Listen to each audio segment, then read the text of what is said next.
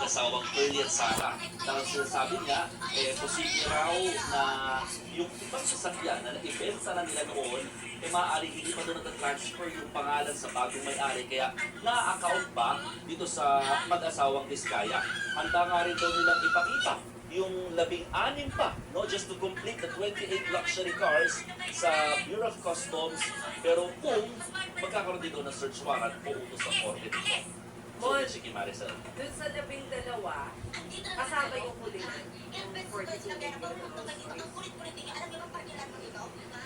Kasama na doon yung Rolls Royce. Nandito na rin, nasa loob na ng garahe.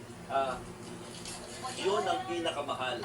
Isa lang sa pinakamahal. Kasi lahat sila mahal na mahal talaga. Ang mamahal ng mga sasakyan.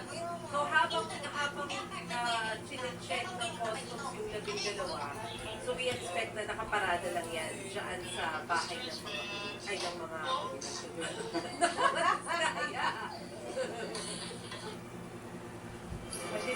Oo, Maricel, dito lamang nakaparada sa garahe ng St. Gerard Construction Office sa Pasig.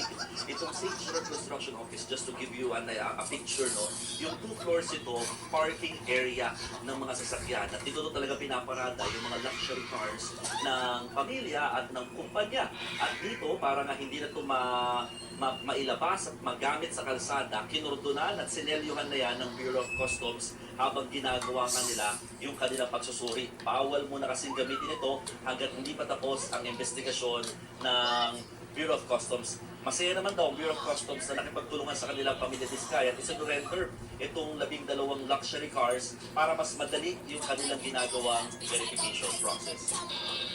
Kala ko ba nasagasaan si Mon? Oo, di ba yung video? Kala ko yung sasakyan sa likod mo sasagasaan ka.